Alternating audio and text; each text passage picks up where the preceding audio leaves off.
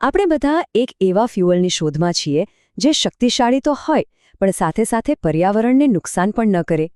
શું આવો કોઈ બળતણ શક્ય છે? વેલ, આજે આપણે એક એવા જ સંભવિત ઉકેલ એટલે કે હાઇડ્રોજનની કેટલીક અદ્ભુત શક્તિઓ વિશે વાત કરવાના છીએ. જરા વિચારો, શું એવું બની શકે કે ભવિષ્યનું સૌથી શક્તિશાળી અને સ્વચ્છ બળતણ કોઈ દૂરના ગ્રહ પર નહીં પણ આપણી આસપાસ એકદમ સાદી વસ્તુઓમાં જ છુપાયેલું હોય? આ સવાલ જ બહુ રસપ્રદ છે.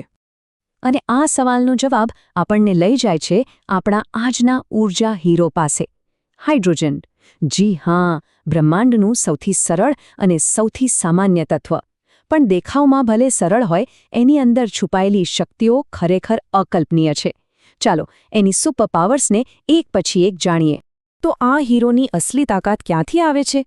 એની શક્તિનો આધાર છે એની 4 મુખ્ય લાક્ષણિકતાઓ. આ 4 ગુણધર્મો જ એને ભવિષ્યનું સુપર ફ્યુઅલ બનાવે છે.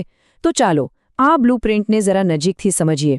તો ચાલો શરૂ કરીએ એની પહેલી અને કદાચ સૌથી મોટી સુપરપાવરથી, અને એ છે એની ઉપલબ્ધતા. મતલબ કે કેટલું બધું છે. આ કોઈ સોના ચાંદી જેવી દુર્લભ ધાતુ નથી જેને ખોદીને કાઢવી પડે. હકીકતમાં હાઇડ્રોજન આખા બ્રહ્માંડમાં સૌથી વધુ પ્રમાણમાં મળી આવતું તત્વ છે. અને સારી વાત એ છે કે આપણી પૃથ્વી પર પણ એ અખૂટ માત્રામાં છે. કેમ? પાણીમાં, H2O, આપણા મહાસાગરો, નદીઓ બધે જ હાઇડ્રોજન છે. પણ અહીંયા એક મહત્વની વાત છે. આ હાઇડ્રોજન મેળવવો કઈ રીતે? જ્યારે આપણે સોલર કે વિન્ડ એનર્જી જેવી સ્વચ્છ ઊર્જાનો ઉપયોગ કરીને પાણીના અણુઓને તોડીએ છીએ, ત્યારે જે હાઇડ્રોજન બને છે એને કહેવાય છે ગ્રીન હાઇડ્રોજન. આ પ્રોસેસમાં પણ ઝીરો પોલ્યુશન થાય છે. એટલે કે આપણી પાસે ફ્યુઅલનો એક લગભગ અનંત અને એકદમ સ્વચ્છ સોર્સ છે. હવે આવે છે એની બીજી સુપરપાવર. અને સાચું કહું તો આ ખરેખર માઇન્ડ બ્લોઈંગ છે. એ છે એની ઊર્જા ઘનતા. એટલે કે ઓછા વજનમાં કેટલી વધારે એનર્જી સ્ટોર કરી શકે છે. ફક્ત આ નંબર જુઓ, 120 મેગાજૂલ પ્રતિ કિલોગ્રામ. આટલી બધી એનર્જી ફક્ત 1 કિલો હાઇડ્રોજનમાં. આ આંકડો જ એની તાકાત બતાવે છે. આને વધુ સારી રીતે સમજવા માટે ચાલો પેટ્રોલ ડીઝલ સાથે સરખાવીએ.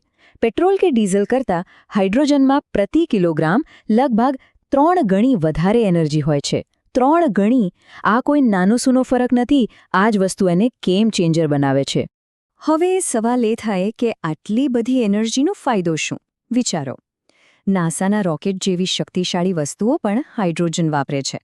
અને હવે તો મોટા મોટા ટ્રક, લાંબા રૂટની ટ્રેનો અને માલવાહક જહાજો માટે પણ આ જ બેસ્ટ ઓપ્શન છે. કેમ કે આ એવી જગ્યાઓ છે જ્યાં તમે વજનદાર બેટરીઓ ન લગાવી શકો. ઓકે, તો હાઇડ્રોજનમાં એનર્જી તો જબરદસ્ત છે, એ આપણે જોયું. પણ શું એ એનો બરાબર ઉપયોગ કરી શકે છે? અને અહીંયા આવે છે એની ત્રીજી સુપરપાવર, એની અસાધારણ કાર્યક્ષમતા. આ ચાર્ટ પર એક નજર નાખો. આપણા સામાન્ય પેટ્રોલ એન્જિન હોય છે ને, એ મોટાભાગની એનર્જી ગરમીના રૂપમાં વેડફી નાખે છે. માંડ 20 થી 30% જ કામમાં આવે છે. પણ હાઇડ્રોજન ફ્યુઅલ સેલ? એ તો સીધા 60% કે એથી પણ વધારે એફિશિયન્ટ હોય છે. એટલે કે ડબલથી પણ વધારે. અને આવું કેમ થાય છે? કારણ કે અહીંયા કોઈ વસ્તુ સળગતી જ નથી. કોઈ ધડાકો નહીં. ફ્યુઅલ સેલ બસ રાસાયણિક એનર્જીને સીધી જ વીજળીમાં ફેરવી દે છે. એટલે ગરમીના રૂપમાં એનર્જીનો બગાડ ખૂબ જ ઓછો થાય છે. સિમ્પલ અને સુપર એફિશિયન્ટ. અને હવે આપણે આવી ગયા છીએ હાઇડ્રોજનની સૌથી ખાસ, સૌથી જાદુઈ સુપરપાવર પર. આ જે વસ્તુ છે જે તેને સાચો હીરો બનાવે છે, તે છે પૃથ્વી પરનું સૌથી સ્વચ્છ બળતણ. જ્યારે ફ્યુઅલ સેલમાં વીજળી બને છે, ત્યારે એમાંથી વધારાનું શું નીકળે છે? એની એકમાત્ર આડપેદાશ છે. એટલે કે હાઇડ્રોજનથી ચાલતી ગાડીના સાયલેન્સરમાંથી જે ધુમાડો નીકળે છે, એ ખરેખર શું છે? એ બીજું કંઈ નહીં પણ શુદ્ધ અને હા, પીવા લાયક પાણી. જી હા, એકદમ સાચું સાંભળ્યું. પાણી. H2O. કોઈ ઝેરી ગેસ નહીં, કોઈ કાર્બન નહીં, બસ શુદ્ધ પાણીની વરાળ. આનાથી ક્લીન બીજું શું હોઈ શકે? તો આ ચારેય સુપરપાવર્સ જોયા પછી એક વાત તો સાફ છે. હાઇડ્રોજન ફક્ત એક બીજો વિકલ્પ નથી, પણ ક્લાઇમેટ ચેન્જ સામેની લડાઈમાં એક બહુ મોટો ગેમ ચેન્જર સાબિત થઈ શકે છે. એવું લાગે છે કે હવે હાઇડ્રોજનનો સમય આવી ગયો છે. તો ચાલો ફટાફટ આ સુપર હીરોની શક્તિઓ રિવાઇઝ કરી લઈએ. 1. તે કુદરતમાં બધે જ છે. 2. ઓછા વજનમાં જબરદસ્ત એનર્જી પેક કરે છે. 3. તે એનર્જીનો ખૂબ જ કુશળતાથી ઉપયોગ કરે છે. અને 4. એનાથી પ્રદૂષણ બિલકુલ નથી થતું, માત્ર પાણી જ બહાર આવે છે.